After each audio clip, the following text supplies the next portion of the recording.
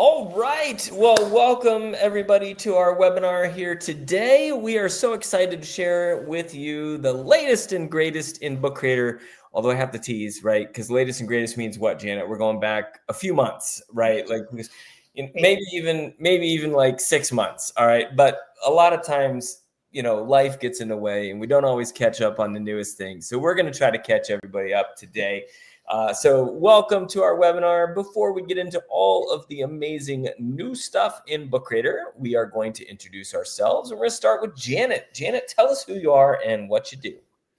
Hi, everybody. I'm Janet Burnett. I'm a teacher success manager here at Book Creator. I am based in Alabama, as you can hear in my Southern voice. But I'm a longtime educator myself. I was in the classroom for 26 years before retiring and officially joining the Book Creator team. But I've used Book Creator in my own classroom for about 10 years and with teachers in my district. So now I get to do the best of the best, and that's share ideas with teachers all over the place. All right. Thank you, Janet. I will have to say that being from Alabama, you have some of the best Janet-isms is what I'm going to call them from here on out. I don't know. I sent something to you yesterday in a message and you said something back and I was just like, I need to write this down. This is a Janet-ism. I absolutely love some of the stuff that you say. So anyway, my name is John Smith, for real. And I am the Senior Teacher Success Manager here at Book Creator.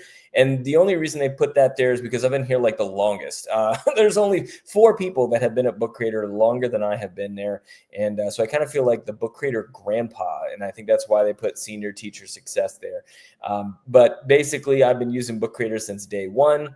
I was a special ed teacher for 12 years. I was a technology integrationist for 7 years after that. And now I am in my 7.5 year here at Book Creator, doing all these fun webinars and renewals and talking with customers and things like that. So really excited to be here today. I'm married, I have 3 kids. I love golf and I detail cars. So yeah, that's about it for me. So let's jump right in. We do have another page here. This is Catherine. Unfortunately, Catherine is unable to be with us today. She is ill, but she is also one of our teacher success managers. So if you are in a district that purchases Book Creator, then you have probably met one of the 3 of us at some point. And we're happy again, like I said, to be here. All right. So our very first update is an update to our certification course. Janet, where do we find this certification course and what exactly does it do? Yeah, so it's super easy to find. If you're in your library already, you can just click back and then click on those 3 little lines up in the top left-hand corner, which will take you back to your teacher dashboard. And then you're going to find all of your libraries, the Discover library, and just keep going across that bar and you're going to find the certification course. Super easy. You're going to click on that and then it's going to allow you to, there's a little start button. You're going to find little short videos that are basically going to walk you through all of the basics and a little bit more of Book Creator. And then at the end, there's a short quiz that you can take, and then you're going to receive your certification certificate that you can turn in for PD maybe in your district if you're lucky, and a badge also that you can have and add to your signature line. So super glad to have this updated and yeah, short, simple, but it is a great place to point teachers if they need a little bit more background knowledge about Book Creator. I always tease people, Janet, when I'm done doing trainings, I say, look, at the end, you're going to have questions, but none of you are going to raise your hand because y'all have other things to do. And so what I like about the certification is that it is that place that you can go after the fact, right? It's like, all right, I don't want to raise my hand right now because I want to get to lunch. But you know what? Tomorrow or next week or a month from now, you're going to have those questions. Go watch the videos, refresh your memory, get that certification. And don't even try to lie to me. I know that y'all are super, super excited about having one more badge to add to your email signature. So yeah, so a lot of them, it's like a laundry list of certifications that I see people have. So don't, like I said, don't try to fool me and tell me that you don't want one. We got a badge for you. All right. And it's so bright and colorful. So. It is. Yeah. It is. All right. Now, this one is a super, super cool update. And this is now our ability to organize libraries. All right. And I gave you a little sneak peek of the chaos that is my library. And I'm going to explain this through actual demonstration. So if I go to my teacher dashboard and I see my libraries, I can just scroll endlessly, right? For days. Oh my gosh, my fingers, to see all of these different libraries that I have. And in the past, that was kind of it, right? You just had to keep scrolling until you found what you wanted to find. Well, we've done some things that make that even better. And I think you probably already saw me do this once. There is a search bar. So now I can type in something and I can get my webinars or my libraries that I want to pop up right there. So, which is great, as long as you remember what your library is called. That has also plagued me from time to time, and I don't know. So I end up scrolling through them all anyway. But I do love that search button there, which allows you, again, to search by name for your library. But this is where things really start to get awesome, because we now have a new little drop down right here. And you're also going to notice that the Create Library button is right there at the top. Same thing with the Join Library button. It is right there at the top now, so you don't have to scroll to find it. But this drop down allows you to sort your libraries by name, by date, and my personal favorite, custom. All right. And so the custom library is the best, in my opinion, because all I have to do is literally click and drag my library into whatever order I want. And for those of you that are familiar with Book Creator, it's very similar to that pages view when you can click and drag pages into different orders. That is awesome. Now, Janet, there's another button here that I kind of laughed at when we first talked about it, because I didn't really think it was like all that earth shattering. But the more and more I talk to people, the more and more powerful I realize. I realize this button is so much more powerful than I wanted to give it credit for. And that is these little icons. All right. And so not only can you name your libraries, which is great, but sometimes just naming your libraries isn't fantastic for students who have difficulties with spelling, or for students who have difficulties with reading. If I say go to the photosynthesis library and I've got some kids who can't read the word photosynthesis, then like hands are going up, right? And they're just like, which library? Show me. I don't know where we're going.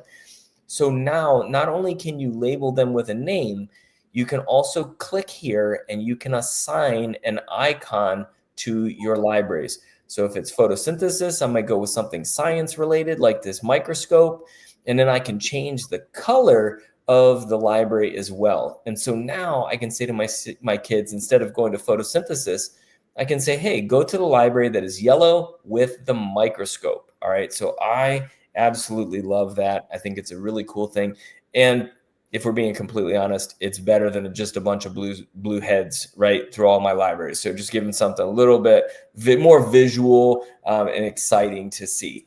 Janet, any other insights or like cool thoughts about that from you? Yeah, I think the color coding, especially elementary people, love that, because they can color code certain units or skills, or even by what quarter you're teaching certain units in or using certain libraries. So I love that color coding option. And there was one more thing in there, John, in the three little dots. The three little dots, now you're able to change the library settings from here, which is a small but mighty change for me, because now you're not having to actually jump into the library to go in and turn things on and off and make those specific changes for that library. So I love the fact that they've added that right there in those three dots. Yeah, that, and that also along with that is the publish library, because that was another one that was kind of not necessarily hidden, but you had to go into the settings and then you had to scroll down and kind of publish it there. So it was a little funky to see. Now it's right there. Same thing with archive. I will tell you though that this button right here, the move to button, threw me off. Full stop. Like I was so confused, because one of my colleagues said to me, hey, John, what does the move to button do? And I was like, move to where? Like, where are you talking about? And she's like, oh, in the library. And I couldn't find it.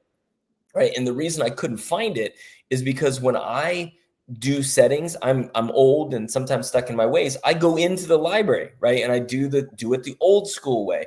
Well, she was going in here. All right. And the move to button isn't as important on a computer or laptop as it is on like an iPad. All right. So I want to explain this one.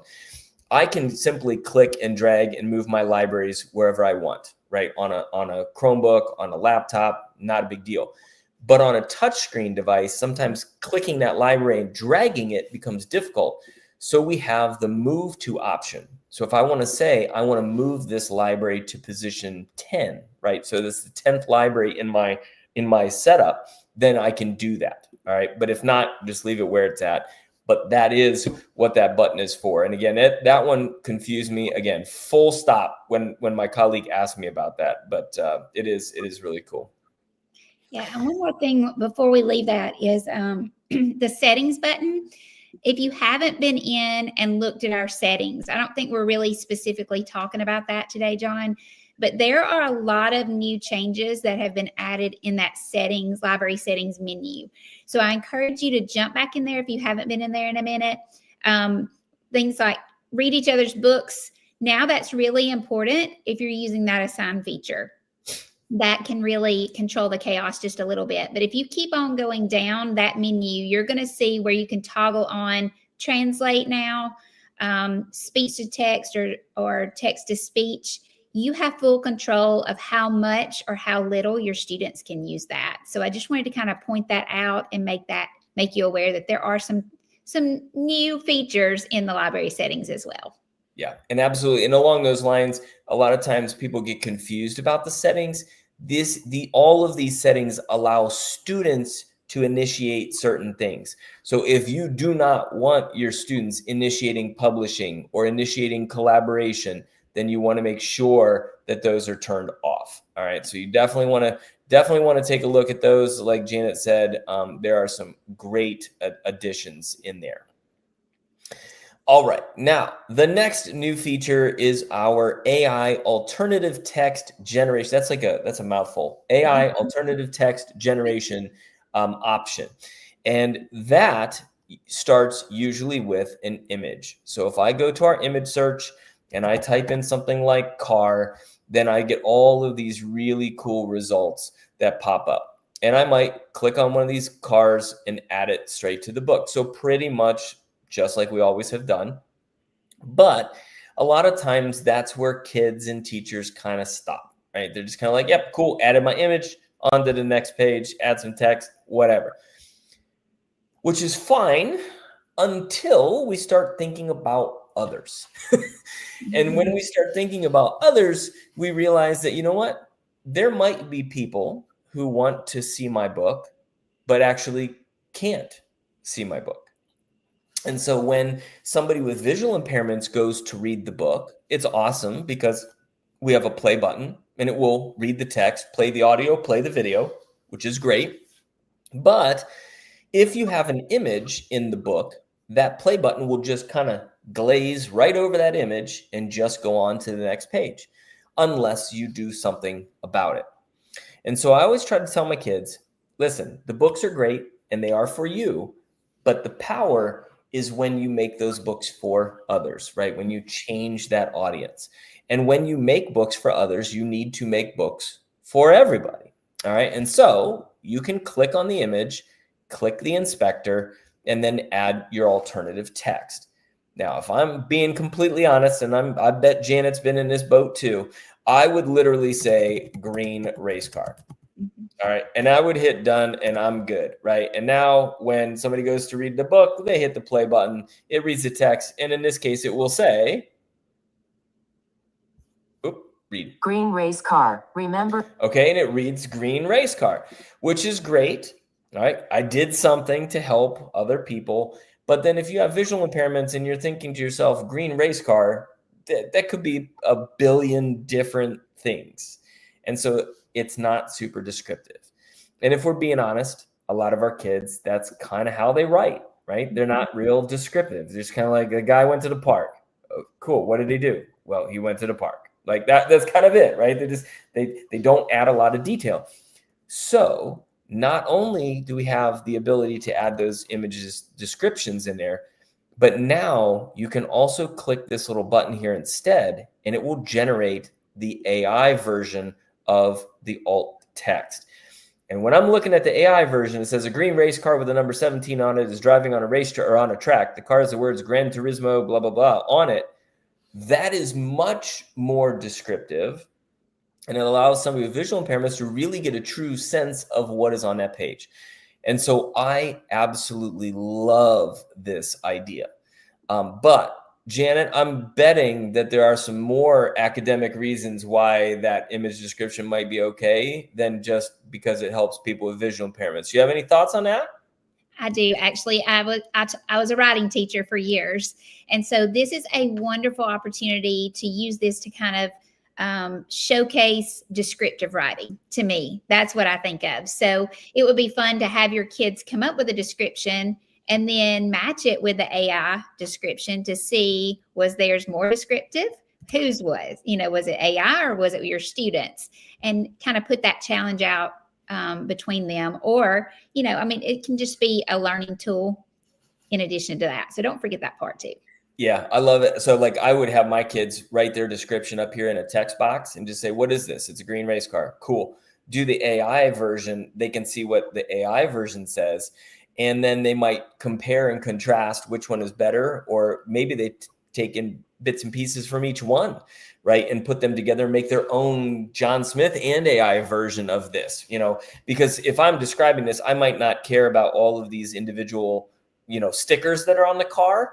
I might just say, okay, yeah, cool. It has some, branding on it or something like that, but like whatever. So this really does give kids the opportunity to, have a good chance at describing things. So I love the AI alt text image generator. Yeah. And I love that you can go in there and edit it as well. You don't just have to take what's there. You can go in there and add to or take away. Yeah, absolutely. Oh, Janet. Oh my gosh. I stole the AI one. I told you I wanted to describe this one, and here it is. And it's your turn. Janet. Go for it if you want to. This is, again, another small but mighty change. You will hear me say that a lot because now you can actually, Book Creator will help you remember the last font used. And if you are creating in a book and you have ever had to go back constantly to that I button and change that font over and over and over again, you know what a powerful change this is. So once you go into that text box and hit that save button, you're good to go, and it will remember it from time to time. So that's always, it's something that I've enjoyed personally, and I hope that you enjoy it as well. Yeah, and I'll just demonstrate this real quick. So there's John Smith. I wrote John Smith, and if you look at that inspector, it is Alpha Slab 1. All right, and just for the sake of argument, I'm going to show you. I'm going to change it to Atkinson here. All right, and then I'm going to go to a new page, plus button, text, and in the past, it would always revert back to a standard font that we used. And now I hit done. I see it. I click the inspector and it is still that Atkinson. All right. So it does remember that font. Now I'm going to change it back because that's going to mess me up later on down the road. But I do like that because it does. It allows you to keep that throughout the whole book. Easy consistency, easy to manage, and you don't have to keep bouncing back and forth between that inspector button. Because if we're all honest, we feel like ping pong balls, right? After a while, because you're just like bouncing back and forth. This is a total power user move right here, but I'm going to bring this up, Janet. This was not part of our description that we are going to talk about here today, but because we're talking about the inspector button, I'm going to bring it up. I'm guessing, all right, and you can answer in the chat, all right, in the comment section if you are in this boat, but I would venture to guess that 90% of the people watching today probably do not know that this button exists. And probably 98% of the people who are not watching this also do not know that this exists. All right. And here it is. When you want to change something, you click the thing and then you click the inspector and you change it. And then if I want to change the text, I have to click off, click the text, click the inspector and change it. And you'll notice that the inspector changes, right? Depending on what I'm clicking on. But the problem is when I click a text and click the inspector, it hides things. It hides the arrow. I can't go to a new page. Sometimes it covers up the book if you have like a landscape book. And so the thing that I want to show with you right now that I guarantee most of you have never seen is right here at the top. And that is the little thumbtack, all right, the little pin. And if you click the pin, it shoves your book over to the side it pins the inspector there, so I can click on anything I want right here, and the inspector changes to match, and it does not hide any of the stuff that is on there. All right, so I think it's cool. For whatever reason, my brain doesn't work that way, so I still kind of go back to the old mode. But I know that a lot of people love that pin and pinning that inspector button there. So if you have not tried that, definitely check it out. John, that's a go for the win move right there. That's it. Webinar's over. Forget the rest of the pages of the book. That's right. All right, Janet, Adobe AI image generation. What do we got here? Yeah, so I love this one. It's in your plus button. We have our classic traditional book creator tools. Then we have that media section where we find all kinds of goodness that teachers can really amp up those lessons with templates and the embed button and other things. But if you'll go just one step further over to that apps section, you're going to find lots of different things that you recognize there. But one of them that we are super excited about is that partnership with Adobe AI Image Generator. And this is a game changer because for years, one of my favorite things to do, I've already mentioned that I was a writing teacher, is to start with a picture prompt. I feel like it is something that works great. It doesn't matter what age group or what ability level you're working with, what language they speak, everybody can look at a picture. And then there can be lots of different angles of writing that comes from that. But with this, now you don't have to depend on Google Images anymore or Pixabay to have what you need. You can go in, add a prompt like John's doing there, and then it will instantly create 4 different options for you in an image form that matches that description. And again, you can go in and tweak it. And of course, the better the prompt, the better the images are. And then you can look at those. If you like one of those, it's good to go. You can pick that and then quickly add it to the book. Or you can click regenerate and it will continue to give you more options as you work with that prompt just a little bit more. So now it pops it right here on the page. And it's so good. And there's a lot of things in there that you're going to recognize. You can choose for it to look cartoonish, like an art. You can pick a photo so it's more realistic. You can even choose, the type or the layout, if it's square, if it's rectangle, whatever you need. So this, to me, is a game changer in the fact that I can use this to create something that goes along with my whole group discussion today. I don't have to get out there and spend my time that's very valuable to look and find exactly what I'm looking for. We can make it right here on the page in seconds. And then you can either use that as a hook, a writing prompt, like I said, or students can now create images to go along with their writing that they have made in Book Creator. So I love this one. I think that this one is definitely a power up. Yeah, and that ties right back into that descriptive writing we talked about with the alt text, right? So again, the better the prompt, the better the image. And so the other thing I wanted to mention too, I did see a question about, do you have to have Adobe Express logins in order for this to work? The answer is yes, as was mentioned in the chat window. But Janet and I work with districts all over the world. And one of the things that you also need to be aware of is that each of those apps has their own privacy information. All right. And so you want to make sure that those apps are either age appropriate or even district appropriate, because sometimes districts do not allow for certain things or not. So you definitely want to make sure that you are allowed to use that integration with your classroom. So talk to somebody at your school or district about that before you just start jumping in there. The other thing I wanted to mention is that the reason we chose Adobe was because of their ethics and because of safety. So we really, they're kind of at the forefront of ethics and safety when it comes to the AI image generation. And I demoed this to a school 5 minutes after the feature was released. I did not even practice it, which you should probably never do. But I was demoing it for a school, and they were talking about some books their kids were making about monsters. And I was like, okay, cool. And they showed me some of their books, and there were some kids running from Godzilla. They used the background remover on Godzilla and put him in the picture. And I thought it was really cool. And I said, but look at our image generation. And I said, watch this prompt, rainbow Godzilla shooting blue fire, right? And I was like, okay, cool. And I hit generate, red flags everywhere on my screen, right? I'm like, oh no. And I was like, what? Like, it's broken already. Like, what happened? It wasn't broken. Ethics, I used the word Godzilla and it is trademarked. And safety, I used the word shooting for a school thing, right? And so it would not generate an image, all right, which is good to know, all right? So you want to make sure that you talk to your students about that as well. But ethics and safety are very important. And so we're excited about that integration. Yes, so many ways you can use that one. Yeah, absolutely. All right. Now, this one is super fantastic, and this is text to speech for PDFs. All right. So in Book Creator, if you're already in a book, you can click that plus button, go to media, go to files, and you can actually go to your computer and you can find some of those old PDFs that you have, and you can bring that right into your page, or you can embed it as a link. I'm going to bring it right into my page, and it's going to bring that old stale PDF right into Book Creator, and then I can do all of my cool Book Creator goodies right on top, right? I can draw, I can write in there, I can add video to that page if I want to. Obviously, I can resize it. I love the PDF import for just a lot of different reasons. That's probably a separate webinar, Janet, like the webinar on PDF, right? Like, I think there's so many things you can do with that.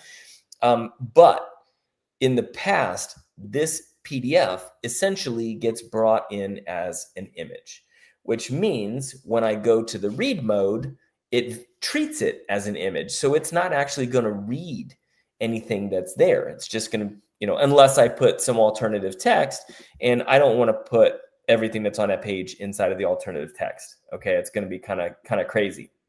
So we do now have the ability, by clicking the PDF, clicking the inspector, and saying scanning for text. Now it will scan all of the page. I'll click on this one only. And now there is a play button that will appear or at the top, and it will actually read what's on this page. So I'm going to click it. Name, P-A, date. All right. And it'll start reading stuff. And sometimes every once in a while, things might get a little out of order. So one of my favorite hacks is taking this PDF. I'm going to copy it and leave one copy of it right over here. And then I'm going to take this copy, and remember, because it's treated kind of like an image, that means I can crop it. And so what I'm going to do is I'm going to crop just that top part. And now when I click the play button, name, date, spell out short vowel words. Write the missing vowel for each word below. Choose from. And then it stops. And then I can copy the original, bring it over here, crop, and I can crop out the next section, right? Which might just be the letters, all right? So then I can crop that out. And you got to get a little creative with the cropping. But how cool is that you can actually break apart the PDF and have it read special sections, all right? So I love this. This is probably the worst PDF that I could possibly find in order to demo this, but I do still think it's really cool. Yeah, it really does help with accessibility for everyone. And independence for your littles or those that are struggling. Yeah, absolutely. And I just saw Katie flip up the attendance certificate right there, which means, Janet, I can't even believe that we're at 28 minutes already. So this is going to be like lightning round. You ready, Janet? Audio page templates. Let's go. Absolutely. So our page templates, I think one of the best kept or newest features, even though it's not really new, because of the power that's there. So we do have over 800 page templates. It's in that plus button under the media section.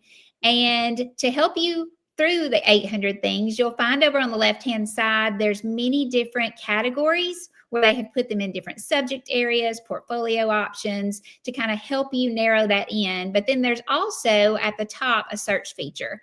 So if you go in and you're looking for a video response, or for example, I know a lot of our audio templates are for our EL students or ML students. So you can go in and you can type in ELL and it will pull a lot of those right up to the top.